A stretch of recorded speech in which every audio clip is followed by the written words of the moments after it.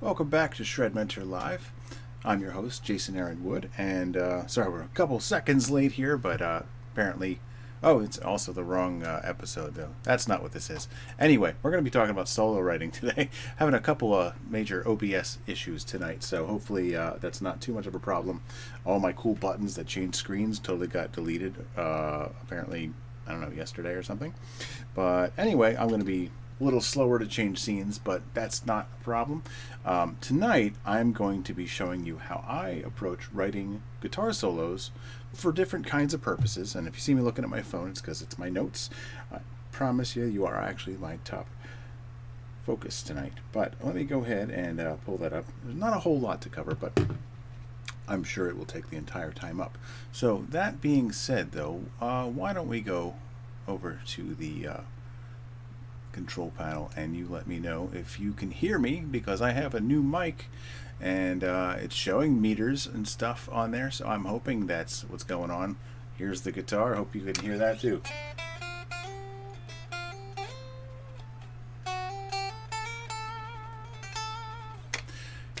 That's not looking good, so let's see. Something happened there. Yeah, I see no sound coming through there at all. Let's see. Yeah, that'll be an issue. I'm sure you can hear the guitar in the room, but that's not good enough.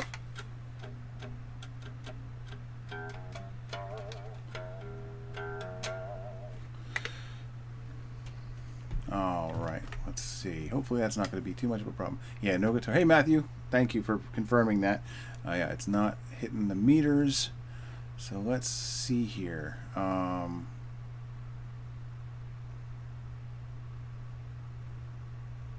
See if I can do something about that, because this really won't be a lot of fun without the guitar. Yeah, let's see. Active. Nope, that doesn't help. All right, hold on real quick. Sorry, yeah, a lot of issues. I almost canceled tonight's show, but I'm kind of glad I didn't. I think until it turns out that that I can't do anything.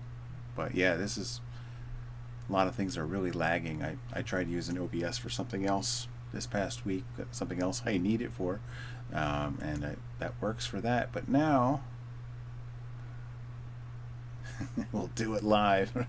Yeah, seriously. or we'll try. Guitar amp. I know I messed with this the other day. Device not connected. Let's see.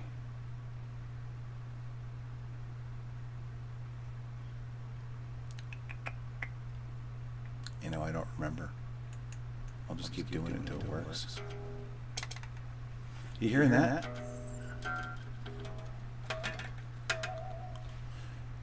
If you can hear that, I'm happy.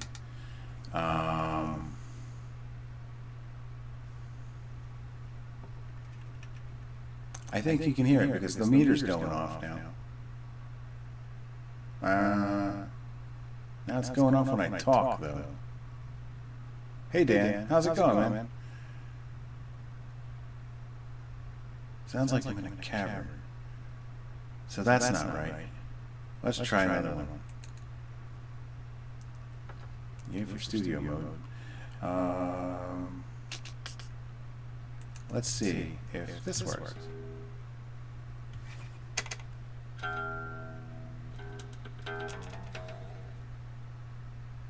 No. That's true, isn't it?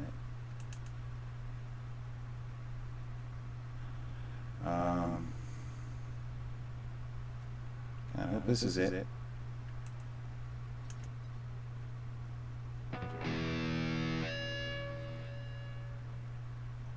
Is that any better? That sounds like it should be it. Or looks like it should be it, because it's not responding to my talking this time. Please let me know in the chat if that's not horrible.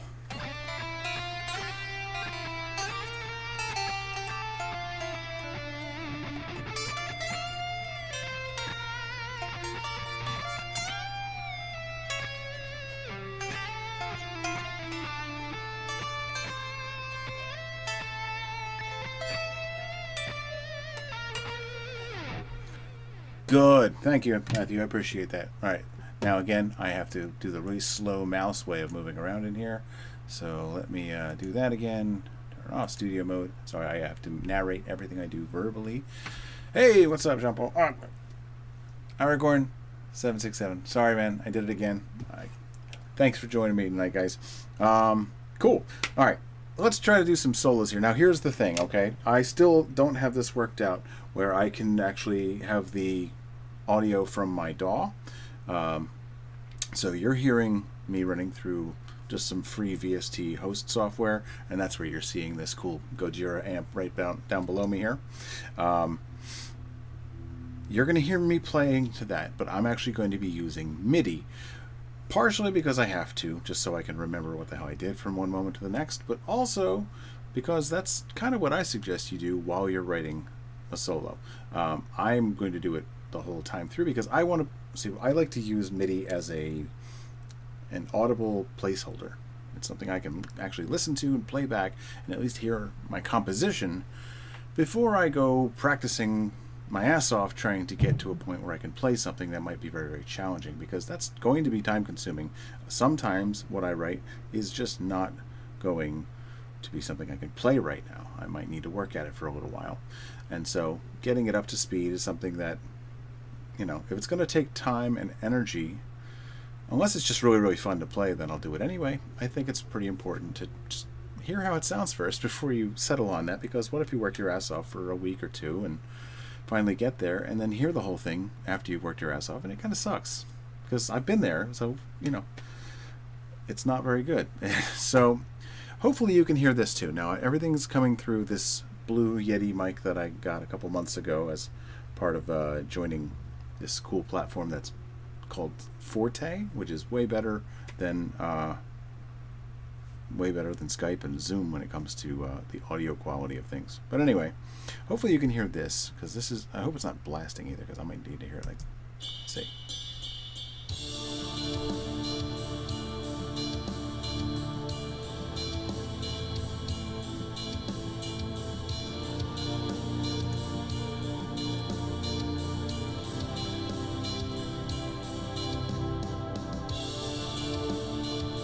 The mids a little so that you can hear the actual chords being played, but dropping a lot of frames. Sorry, that sucks. Yeah, you know what? It's been very, very choppy, and I apologize for that. Hopefully the audio is there, though.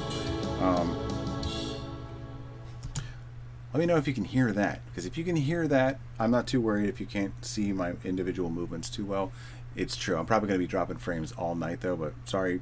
Thank you for confirming from that end. I really have some things to sort out with the software. It's kind of, I don't know if I have to like kind of start from scratch.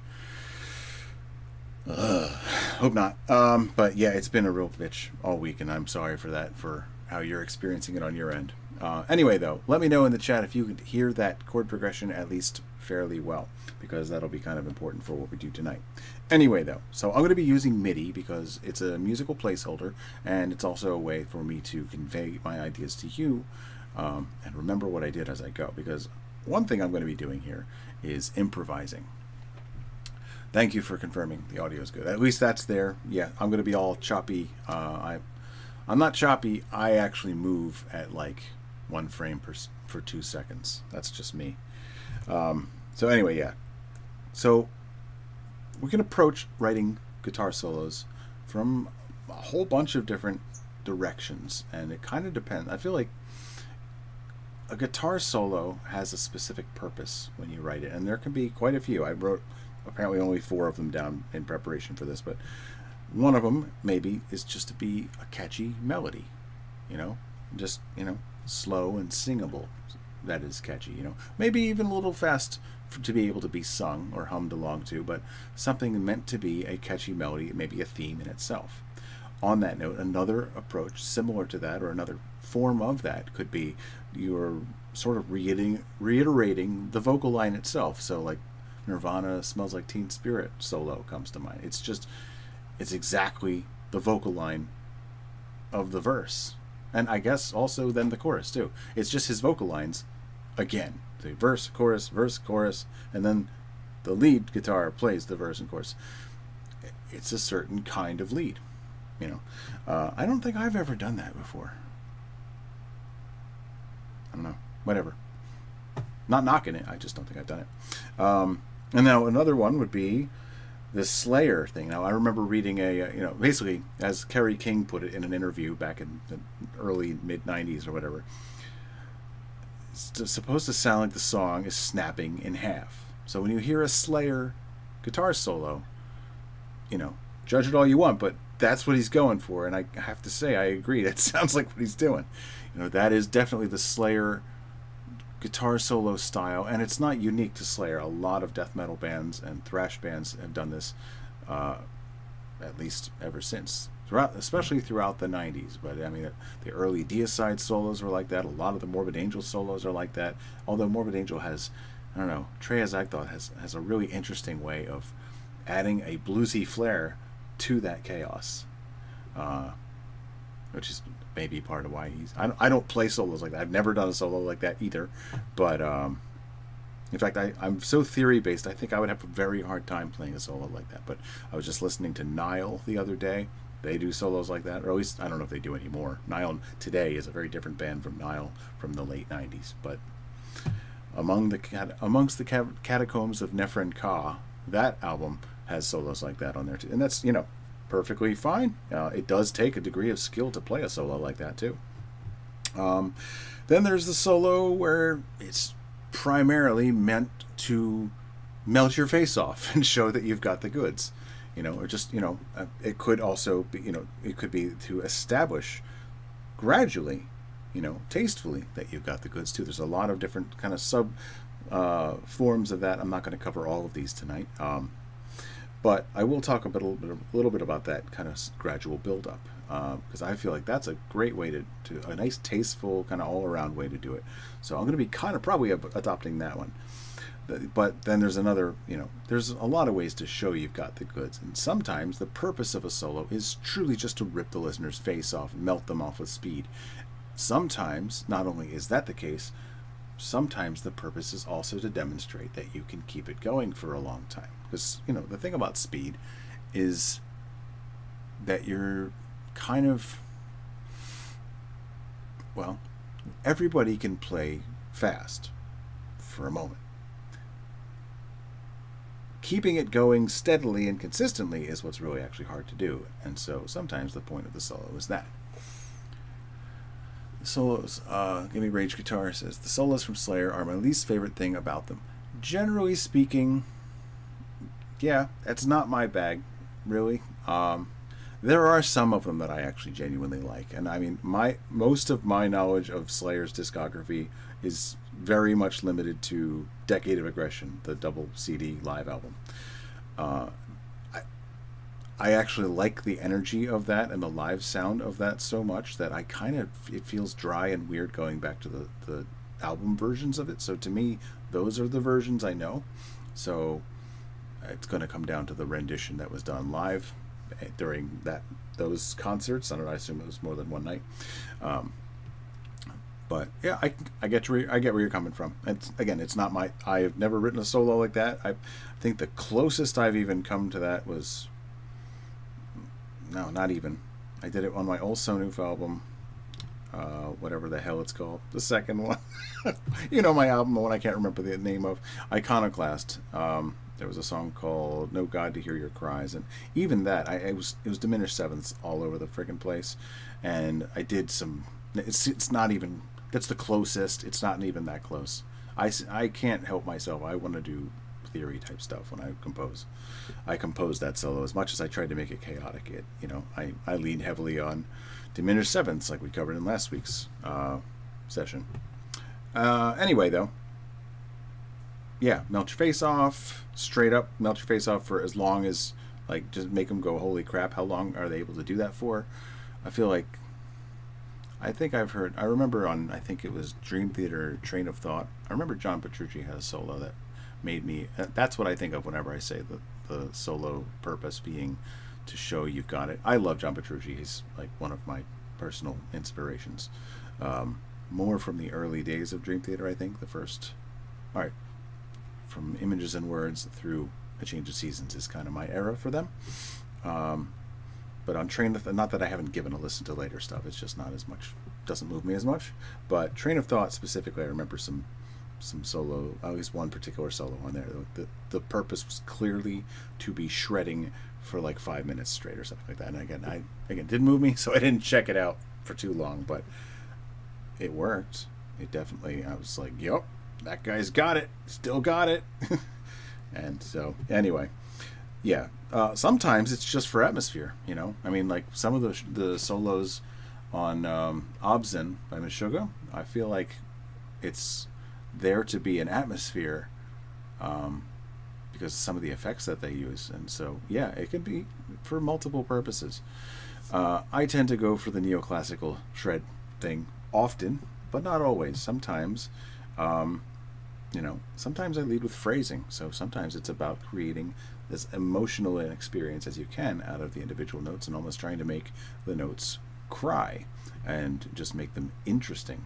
On my album Labyrinth of Dreams, I did this on the song Drifting. In fact, that song is actually literally meant to make you go to sleep. It's meant to be put on loop and go to sleep to. Try it. It works. It works fine for that. If you let it play through to the next song on the album, it wakes your ass right up. So you're not gonna get there. But loop the song Drifting and you'll go to sleep nicely. But the soloing in that is an example of where I've done that. So this is coming from a little bit from my philosophy of soloing, but I will say that this topic is kind of the original reason that ShredMentor exists. This is why I started this as my school. So anyway, that was the whole reason behind that, because my approach to teaching has always sort of been to be the teacher I kind of wish I would have had back in, maybe 2003 or 2, even, as I was starting to have my own musician crisis. So, and I always find that things they're actually a lot easier once you figure out how it works and what does work and what doesn't. But going through that trial and error thing is just a big pain in the ass. So I want to save you some of the trouble for that tonight. So I'm going to get into actually some of the solos, but I want to talk about a couple of approaches we're going to do. All right, I'm going to use MIDI for everything, but I'm going to cover 3 specific approaches tonight. And we're going to go with that again. The more established I've got the goods, maybe, but make it tasteful. One of the things I'm going to be doing is improvising extensively. Okay, and as part of the total artist development system that I've started recently, which has kind of transformed a little bit of how I teach, not entirely, but it's given me a very clear foundation for how to approach everything. Because how does this affect? It's a 3-pillar system. You have your playing and your vocabulary, your abilities on the instrument. Then you also have improv, which is your ability to actually express things with those abilities, not just play things as you practice them.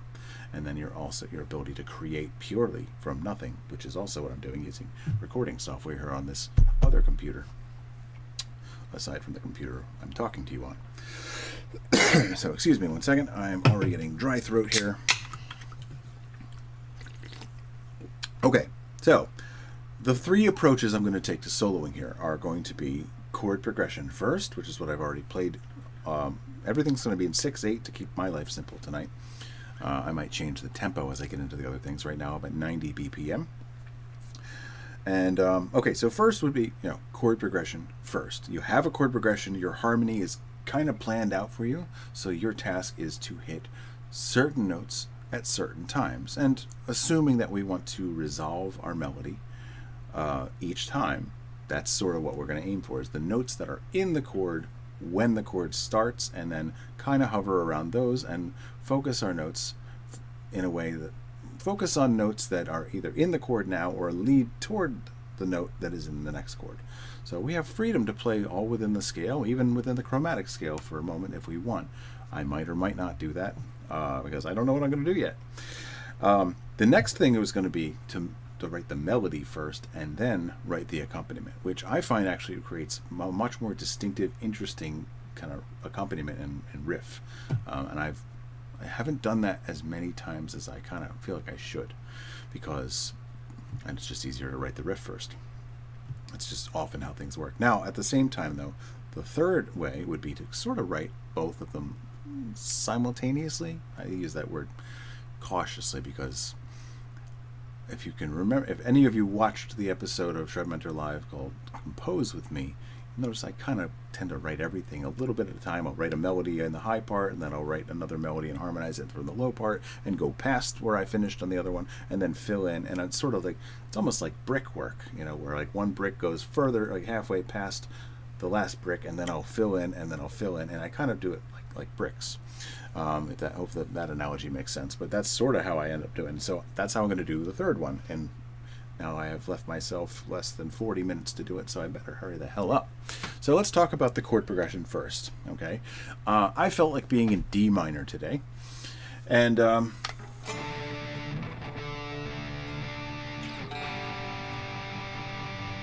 naturally this is going to happen too, right? All right,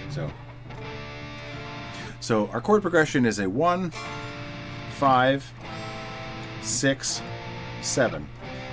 All right, so that's D minor, A minor, B flat, C. Now, the second time that I do this, and I'm only going to do this chord progression 2 times, it's a short solo. It's going to be the same thing again, except once I get to that C chord, I'm going to cut it in half. And then I'm going to do a C for 2 beats, and then I'm going to do an A7, and that'll lead back into that. So it's just a touch of harmonic minor for 2 beats out of the whole solo. All right, and I'm going to fill this in with a sort of just like a lead synth. This is what I often do. I just like a note that can sustain.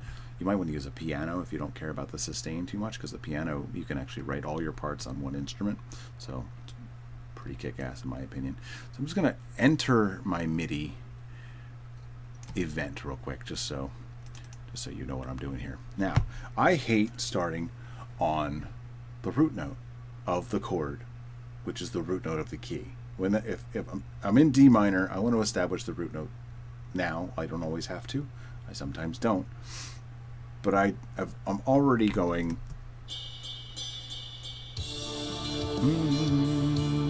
Yeah, I don't want to do that again, right? So in this case,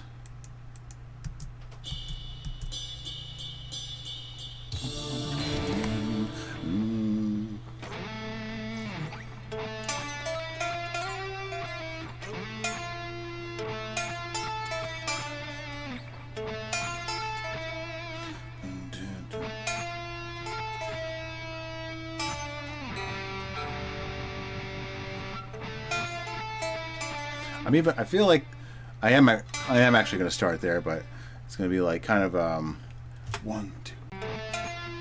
Oh, sorry, wrong. I'm in studio mode again. It's really hard when you have 2 computers right in front of you to remember which computer you're actually trying to use.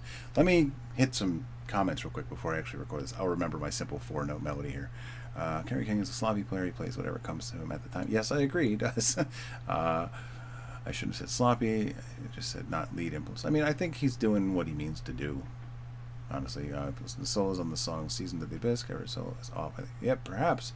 Again, I feel like it always fits the mood that they're actually going for, and maybe they're just smart about how they market it after the fact.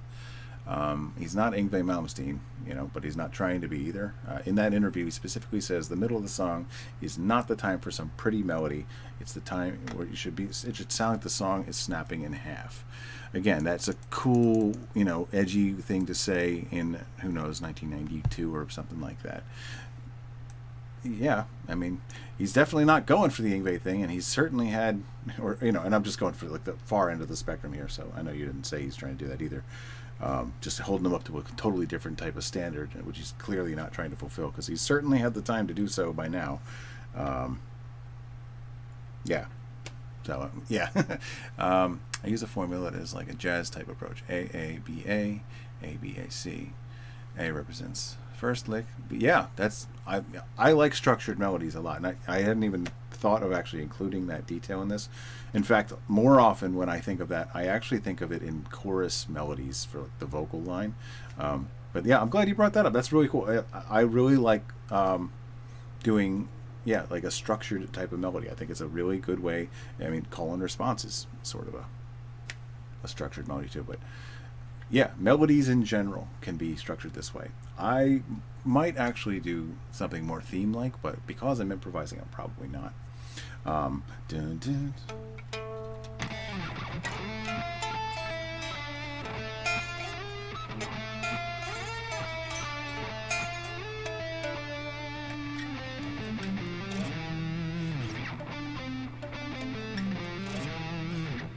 All right, so I'm going to actually just enter this in now before I forget. Dun, dun, dun, dun, dun. So even it's a 6 count, even though the first one's not hitting for some reason. So it's actually going to come in on the 3 of the 6 count. Dun, dun, dun, dun, dun. Gotta find the right octave here. Yeah.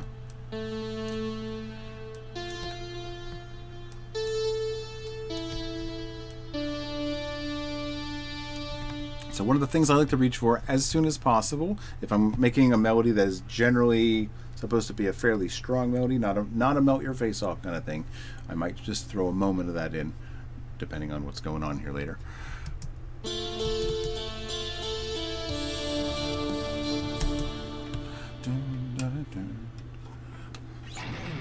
So it's perfectly. I'm purposely starting on the 5th, jumping right past the root, going up to the 5th in the next octave.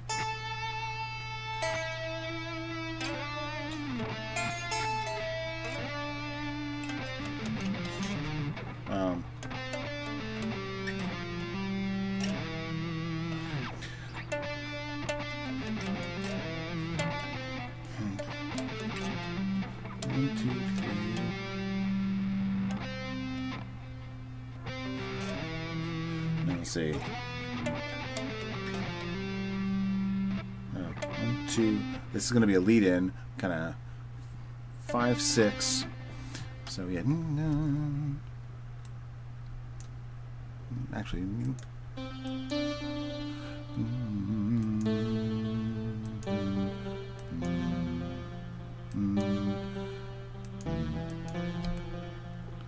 That should be the A minor chord.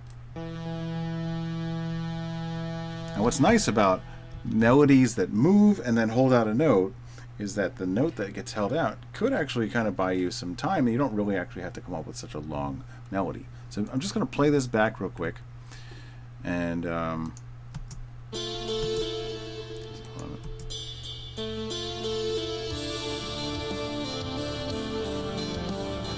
right, so I'm not trying to do 8th notes at all. I'm trying to do 16th. So that's one thing I can get you. So I'm still going to just hold that first note. All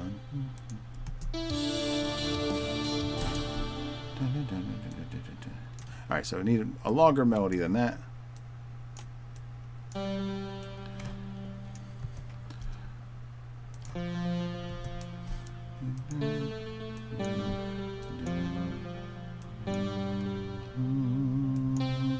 So you said you hum, by the way. Sorry, I also try to hum or sing along with the notes if I can. That is also how I kind of come up with my melodies as I'm doing it. So notice I'm actually improvising off the guitar at this point.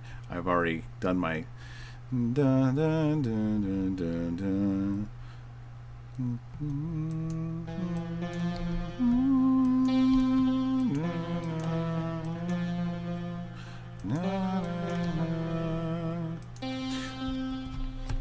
So let's see how that goes. Again, this is why MIDI's great.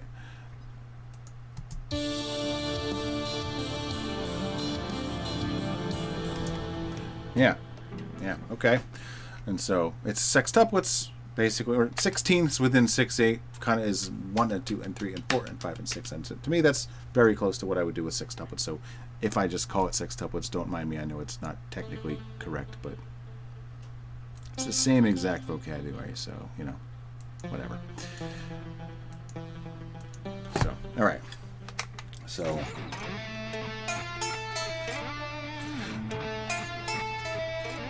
Already trying to throw in phrasing. That's something I have to remember as I go, because no matter what the notes are, I have to kind of remember where on the guitar and by what means to get to it. So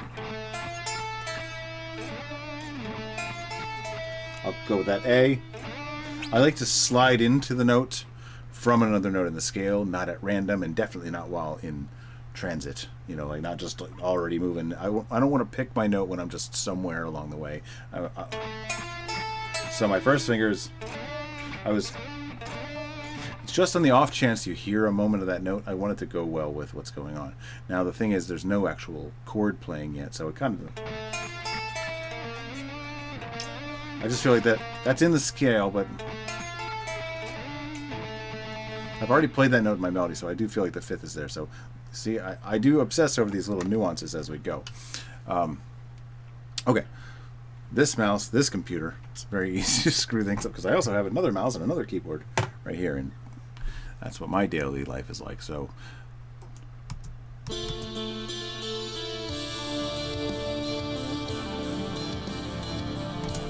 right.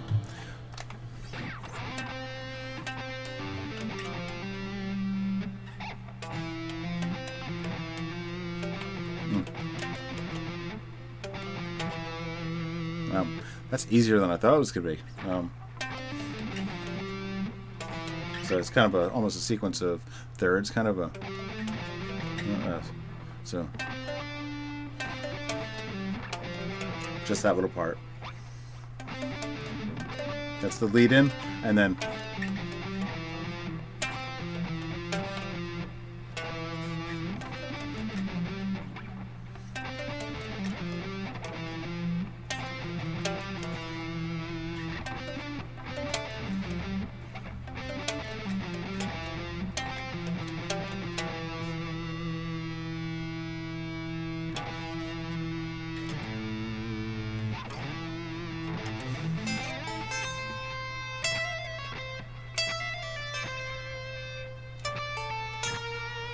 I like that melody. I have to see if it actually works. I know this is 9. 1, 2, 3, 4, 5, 6, 7, 8, 9. That always helps me, because I use that as a pattern. It's a very what Andy James kind of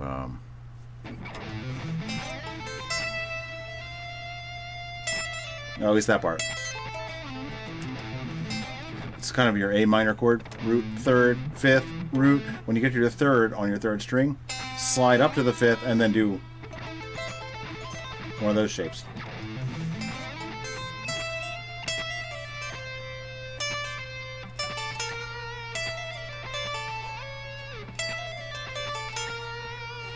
So 8, 9 and 9, 10 and 11, 12, no.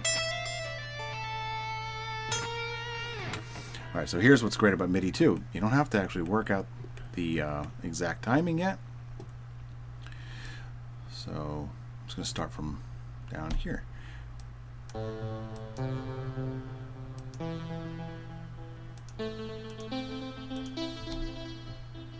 That's the slide.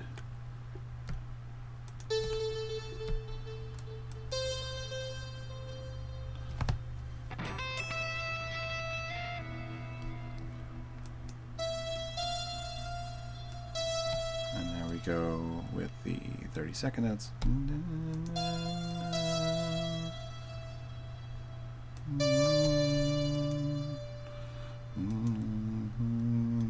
So I'm like 2/16, almost there actually. So yeah, so it really, I'm 2/16 notes early, so it's going to be another 2-note lead in, the A and the C. So it's really good for planning, you know, planning yourselves.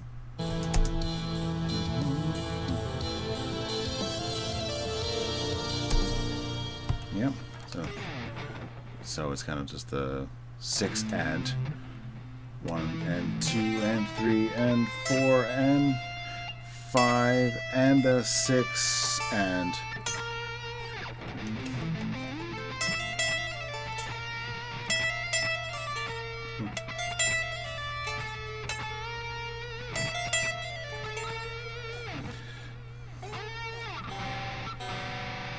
and third string. Sorry, folks. I really rapidly tuned this guitar up from a half step down, and the weather's been taking its toll all week, so.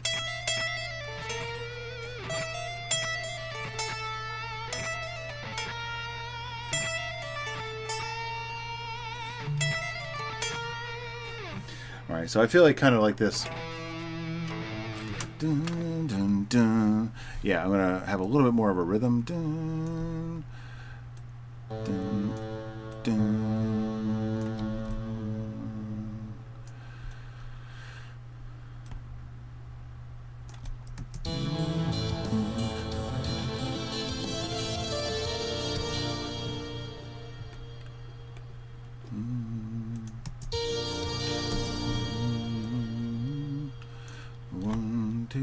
I'm kind of keeping the 1, 2, 3, 1, 2, 3 feeling going as much as I possibly can throughout this as well. So that's one other thing to keep in mind.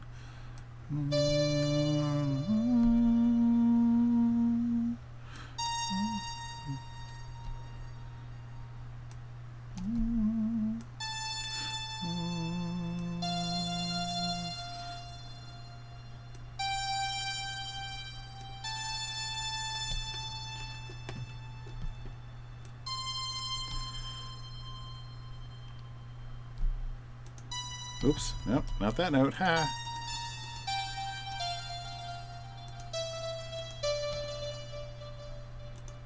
No, you know what? That was going to be the... Well, it's too soon. I was going to do a nice shreddy moment, but I'm not going to...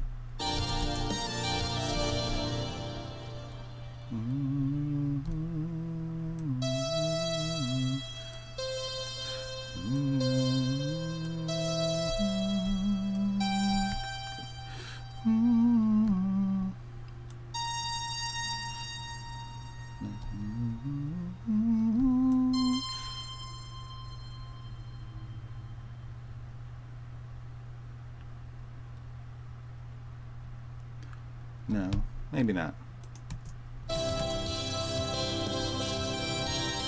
No, don't like that seventh.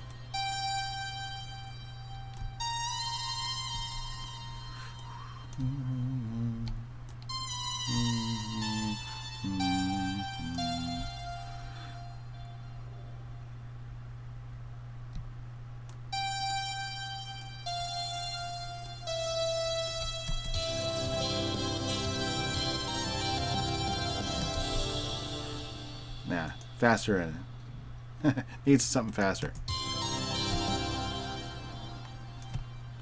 I think I'll do...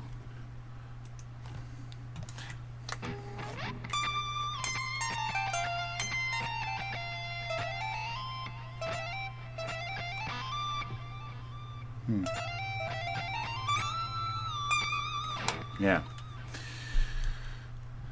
So I need to switch to triplets. I need 16 note triplets. This is where 6/8 is important. 6/8, these are not sextuplets because now these are going to be 16th note triplets.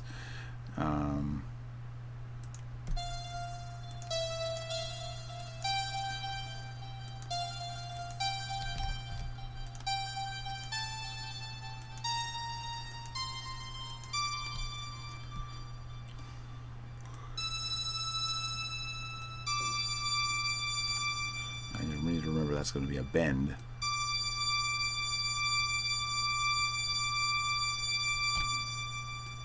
Sorry, high notes in your ear there. Sorry about that.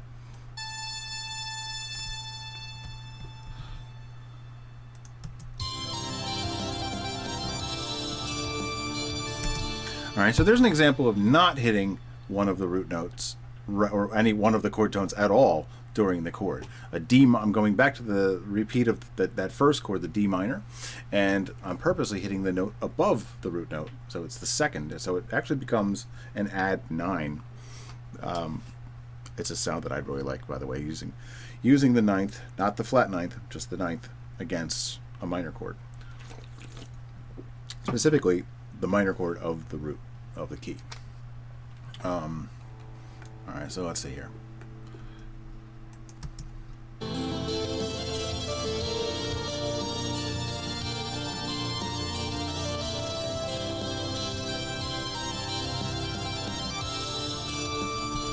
So yeah, that's kind of where when I write with MIDI, I'm not going to do it tonight, but that whole thing where I kind of switched into triplets all of a sudden, I would probably go, if I was to keep this solo and do something with it, which, who knows, maybe I do. I write solos so often, I don't even, they're almost disposable. I like where this is going, but if I did it, I would probably make the drums go into it, like maybe like a tom, snare, snare, tom, snare, snare, tom, snare, snare, or maybe something like that, where you're actually using kind of double stroke hits on the snare, because it just feels, it's nice to have that once it's composed in there, to kind of have that work out. So very much a singable kind of melody, except for certain moments. So I'm writing this sort of with the guitar in my head. I have the guitar on me the whole time as I do this. I have to remember how many frets I have because I'm way up here.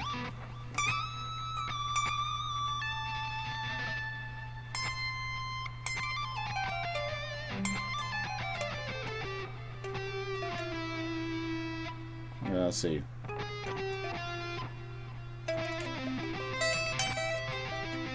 So this is the second half of the solo. Now I'm going to kind of do a little less held out notes. This is going to be a lot more motion now. Okay. So this is what I was saying about kind of just gradually building up. I don't know if I'm going to get to all these solo styles tonight, to be honest, looking at how long this is taking, but I'm going to just give you a walkthrough this way.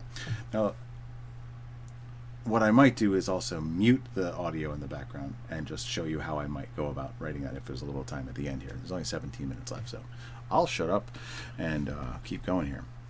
I think I'm going to do that same thing I did where I kind of use this sort of 3-note per string blues scale. Dun, dun, dun, dun, dun, dun, dun.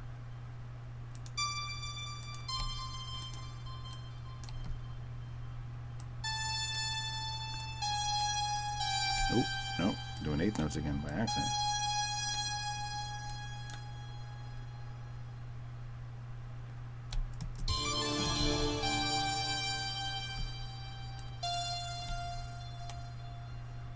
And then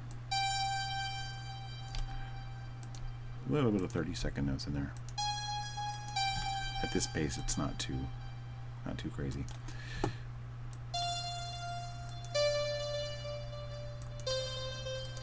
And now it's the same exact thing in the next octave. So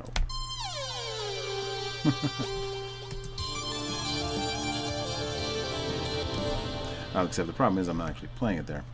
So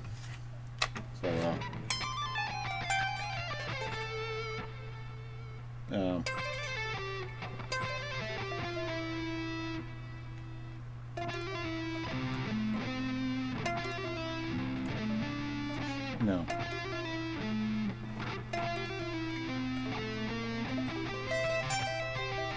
I'm gonna go into a C arpeggio at that point, but all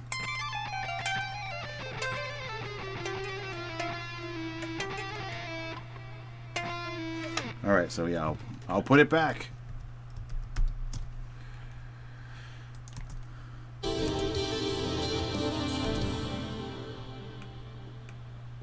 think that's right.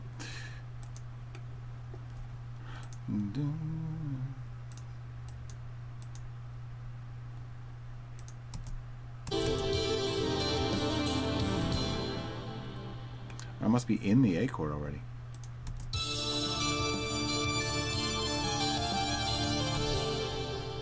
Yeah, alright, so I misjudged on that one. I don't even have time for that one. This is another good thing. When seeing it all on the screen, it can kind of show you where you ran out of time. So I only get that run because I did the whole, I forgot about the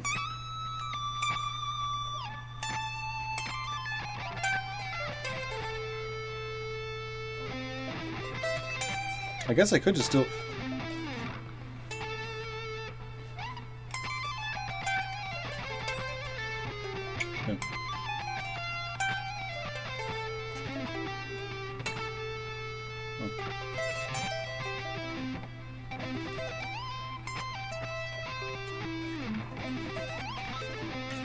yeah. Yeah, so I'm going to go back and forth in between those 16th notes and 16th note triplets occasionally too. So yeah, I guess I don't have time for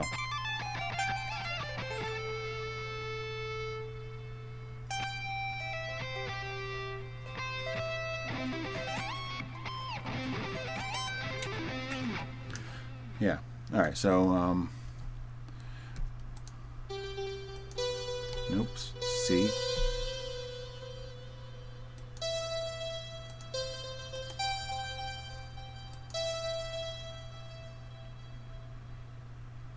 And then that leaves my, I can do a string skip, so it's yeah, so that's good. And jump down to the C down that one. Yep.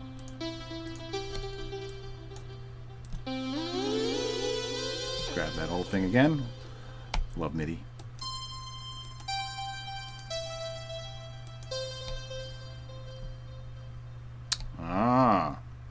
But yeah, forgot the triplets part.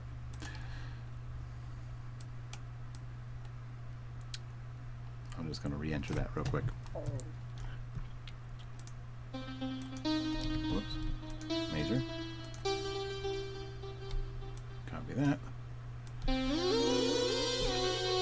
Oh, well, happens every once in a while. Absent. I had a brain fart.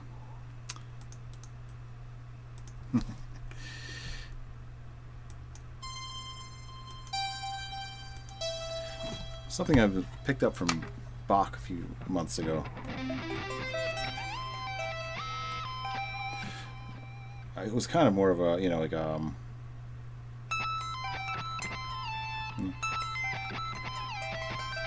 so maybe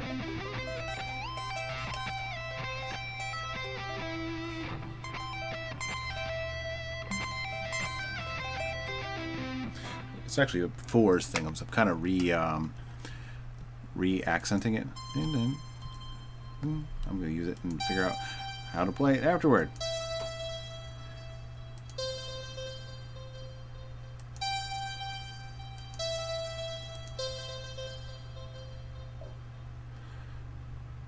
And then G, E, C.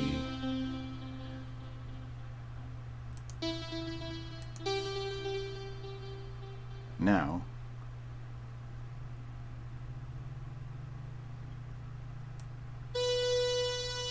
no, that's B. Sorry.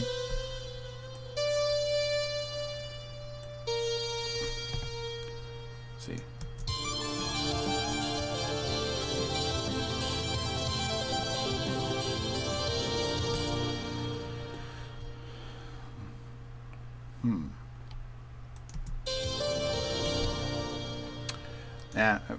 Why put that in there? I did a C, but this should have been an A minor. So everywhere there's a G, I'm going to just move it. That's a quick way to do this. G, hey G, everybody, that's a G. Move up a note. Which means that the thing coming out of there, the last thing is an A. I'm going to avoid that repeat note.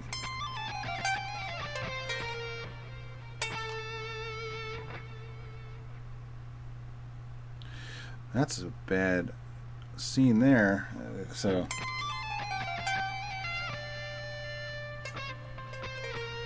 I'm going to go past it down to a G. Yeah. There'll still be a damn G in there either way.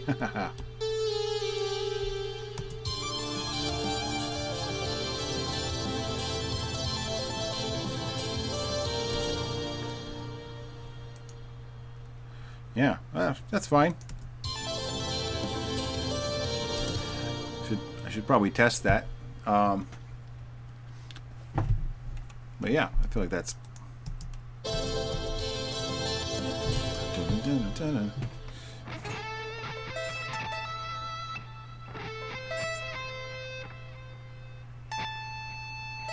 And I start, instead of a C major, I just start an A minor.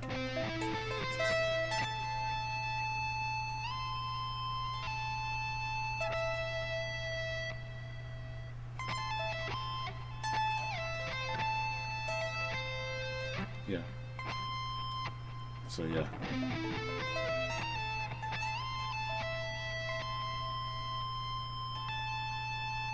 Yeah.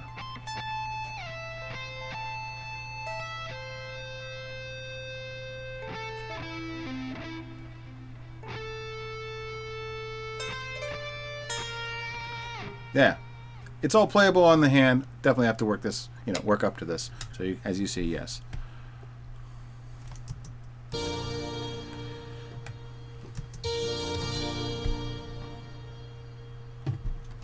So I'd be here. I like to pay attention to which finger I would have been on too.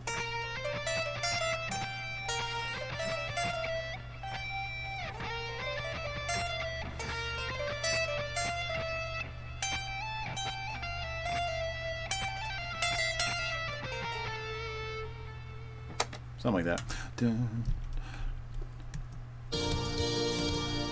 dun, 16th, back to the 16th notes. Dun.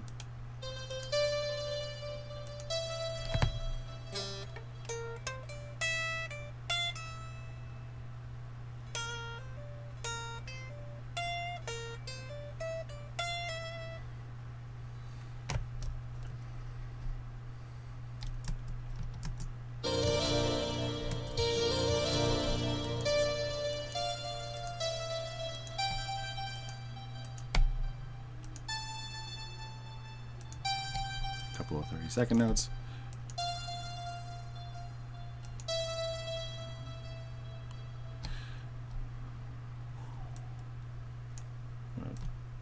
Borrow that phrase.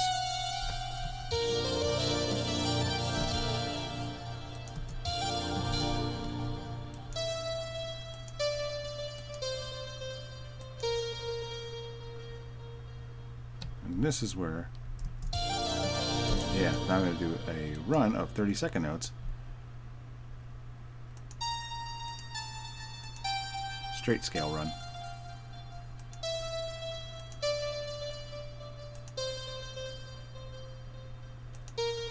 There'll be 12 of them though.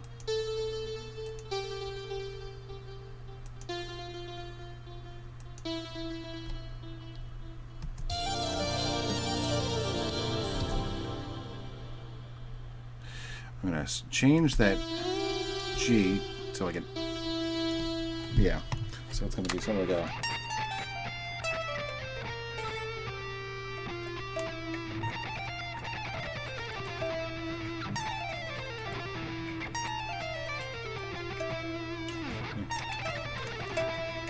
that's basically more or less what it's going to be.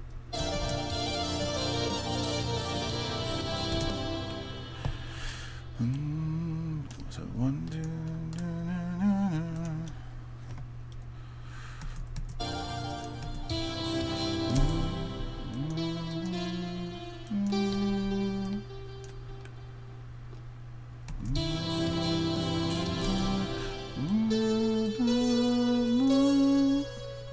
this is where it changes.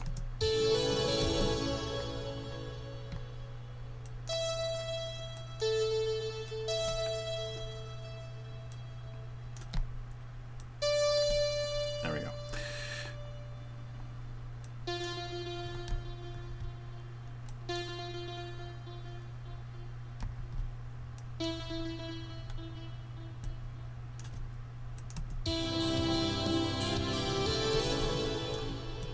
Yeah. Anyway, yeah. Now we have a listenable thing with 5 minutes left to talk at the end. Sorry. Anyway, this is much longer than I thought. I don't know how I thought I was going to do 3 separate solos here, but yeah, let's just mute that count in and have a listen.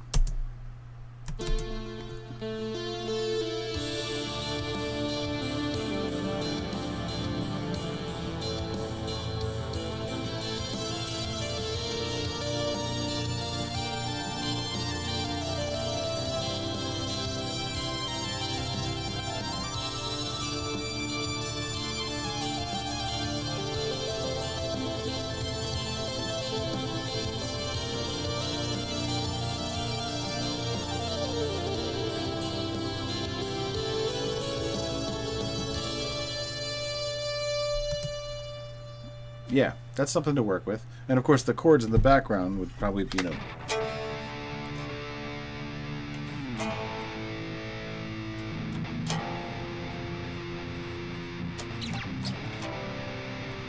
I would do stuff with it at least to make it kind of fit.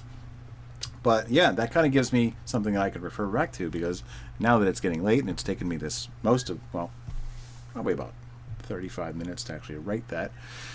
I had the chord progression already there, so it was, just a matter of just wandering around a little bit. I don't have any melodies, as you see. I didn't do anything then, I didn't do anything like repeated. no themes here, but I could have, and that's a completely different approach to it. We can do that in another one. And in fact, if you want, we can deal with the other approaches to soloing in other upcoming episodes. If you guys want, let me know in the chat if that's something that you guys are into. I know this might have been a little tedious watching me fiddle around with MIDI for most of it, but you can hear it right away. You know what I wrote, because here it is again.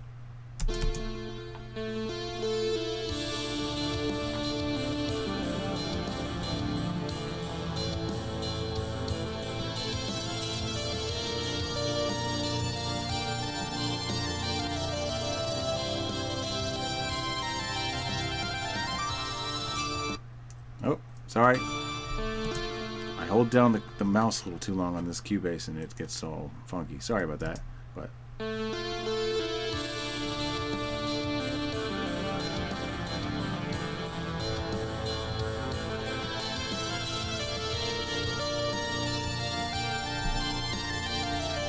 Scott, how you doing, man? Sorry you just cut it at the end there, but you can watch this over again if you want afterwards.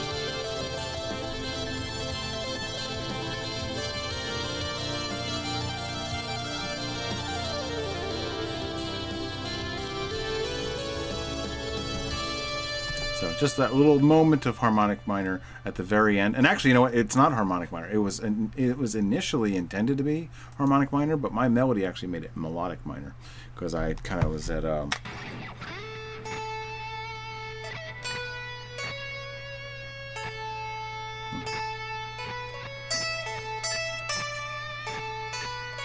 kind of raised the sixth along with the seventh on that one. So as I switched out of that chord, but I just feel like that's a nice kind of thing when you're about to end something that has a 7 chord in it, like just the 7 chord, not the 7th chord, the chord for note number 7 in the key. Okay, so in this case, the Mixolydian mode. Shift over to Phrygian, but make it Phrygian dominant at that moment. Or, I guess it would be Mixolydian flat 6 in that case, but or Hindu, as the guitar grimoire would call it. But it's basically the 5th mode of melodic minor instead of harmonic minor. So your 6th would have been B flat, but we've taken the C and the B flat and the C and moved them up to B and C sharp. So it has an interesting kind of almost major-like quality to it, because it's very major. But yeah.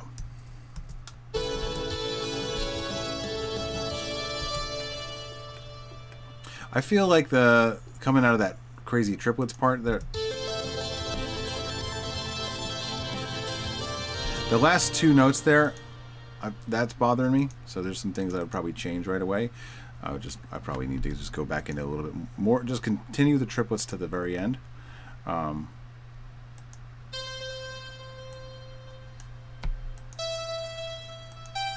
Nope, A minor.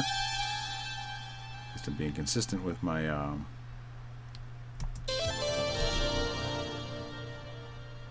maybe I'll come down with down a scale. Nope, I sure won't. I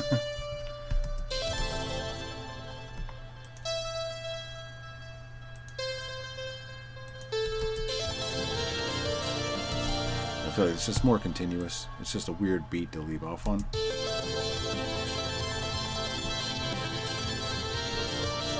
Yeah.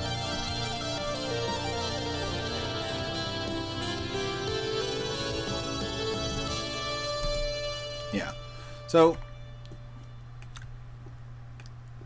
I have my guitar in my hand the whole time, I have a chord progression already there.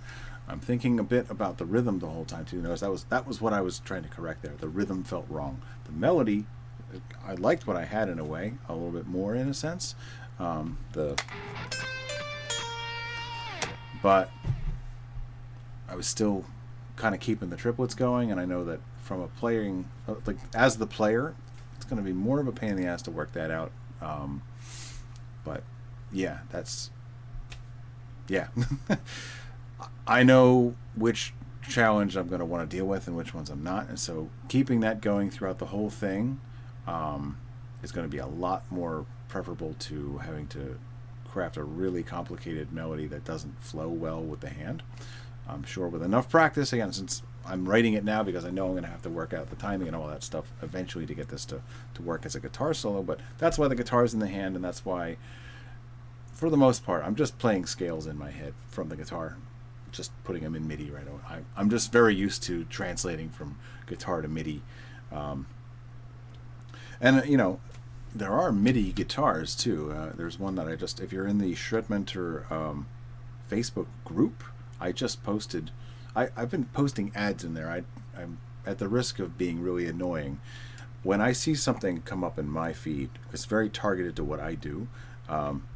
If I find that, you know, I'm intrigued by it and it actually might not be just some stupid gimmicky gadget, I've been posting ads in there.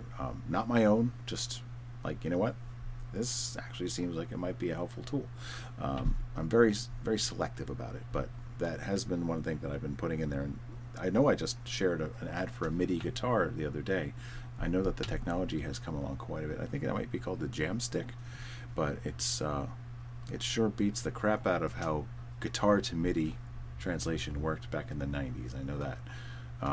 One of my friends on my Facebook list actually had a big part in developing this thing too, so I'm already familiar with the device. Feel free to join that group if this is the kind of thing you're interested in. Again, solo writing is probably the original purpose behind ShredMentor in the first place. Looking back at the comments, sorry if I'm not keeping up here. Great, sounds awesome. Hey Scott, thanks man. I do hope that you do check this video out, because this is definitely along the lines of what we work on together too in our lessons. Almost out of time for tonight though, but just catching a couple more comments. Absolutely interested in soloing and phrasing. Good, good. Yeah, this wasn't as much about phrasing in the end after all, was it? I did a couple things that I was, you know, in that very beginning. My lead in was about it.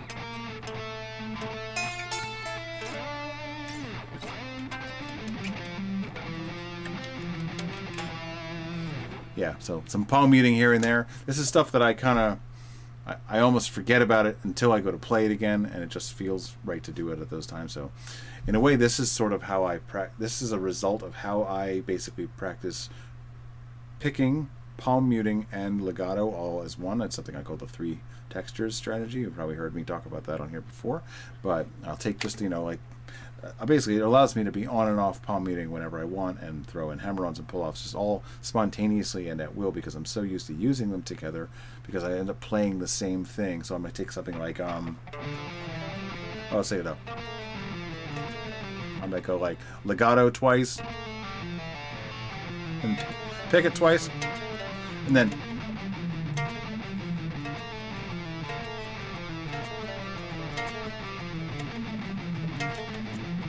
and I might even like select it.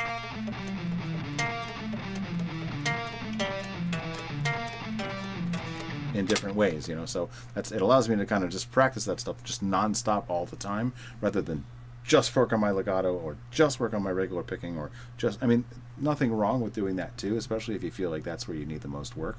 I just feel like they're always going to need to be in regular rotation. Why not just do that with everything all the time? Anything I can apply all 3 techniques to, I just do it as part of one exercise, just not even stopping in between.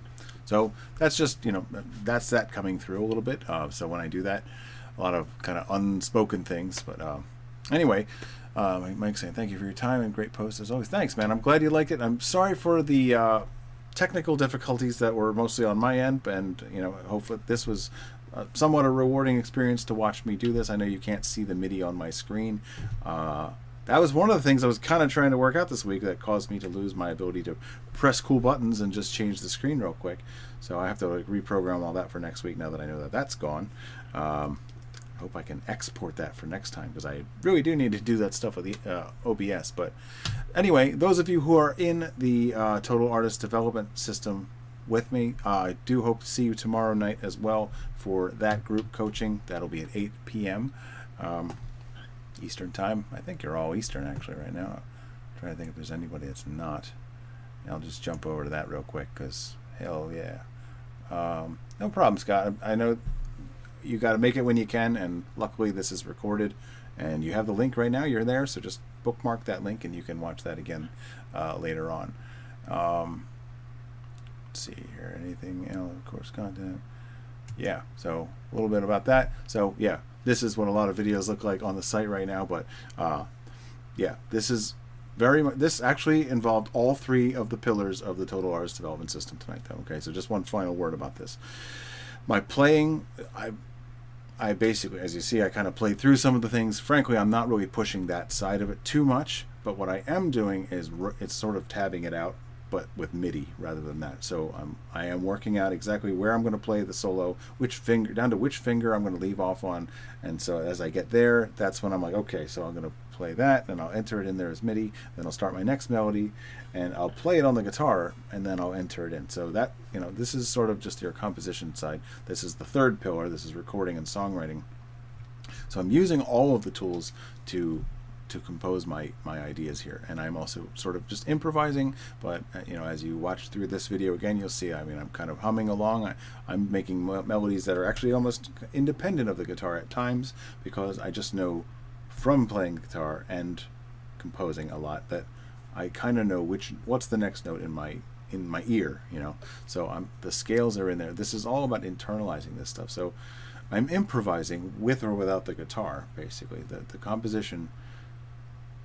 So basically, improv is just composition. You're just doing it spontaneously.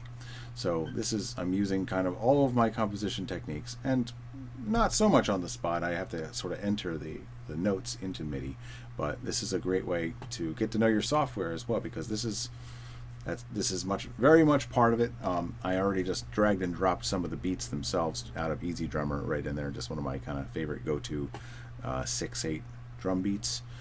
And yeah, I really thought we were going to cover a little bit more tonight in terms of that, but this is sort of just scratching the surface in terms of one way you might approach writing a solo. So I hope that this was rewarding for you. I can't see your comments anymore because of this page. That's one thing that this wasn't designed for. But anyway, just talking about this topic real quick. If this is something that you're interested in though, head over to ShredMentor.com and set up a free introductory session with me. There's no risk of anything. If it's not for you, it's not for you, that's fine. But if you are looking for a way to develop your overall playing in a way that is going to enable you to be fluent with your musical voice and just with your ideas as they flow out, and just come up with whatever and probably keep it on the first couple of takes, if not the first one. I have a lot of things that I've just, the first take, the first idea, made it straight to the album, and going back to probably everything I've ever released. I know there's a few of them. The intro to Ghost of the Crescent Moon on Todesbanden, the acoustic, that was totally first in. I just made it up on the spot and wrote everything else around it. That's one of several people's favorite part of that album. So it's just something that, as you develop that ability, it's really rewarding and continues to be rewarding. So going all the way from your playing ability and following a very solid pipeline all the way to being a creator of whatever you've got inside of you is pretty rewarding. So if that's the kind of thing you're looking for, and especially if you're struggling with your approach to it right now, let me make that easier for you. Go ahead and book that free call. ShredMentor.com. Go ahead and click on the link, fill out the form, just tell me as much about what you're trying to do as possible, where you're coming from, what your influences are, what you're trying to achieve on your instrument, what's your vision. We can craft that further, and that's a big part of the Total Artist Development System too. Which those of you who are part of it right now watching that, we have some more projects coming up pretty soon. I'm going to be adding to your list, especially those of you who do not yet have an album or have one in the works yet. So anyway, that is it for tonight I'm gonna get on out of here now. But thank you so much for joining me tonight. I really appreciate that, and I hope that you found this rewarding, and hopefully I'll export this out to my my faster computer and actually put this together for you. And if I do that in the next couple of days, then or maybe I'll stay up real late tonight and work on it. But anyway, pretty soon, hopefully in the next week or two, I'll go ahead and add this. So keep tuning in so you get the notification. Maybe I'll even throw this in as like the as an MP3 in one of the future episodes. So anyway, that's it for tonight, and thank you so much for joining me, and take care until next week, Tuesday at 8 p.m. every week, unless I can't. So, and I'll see you guys next time.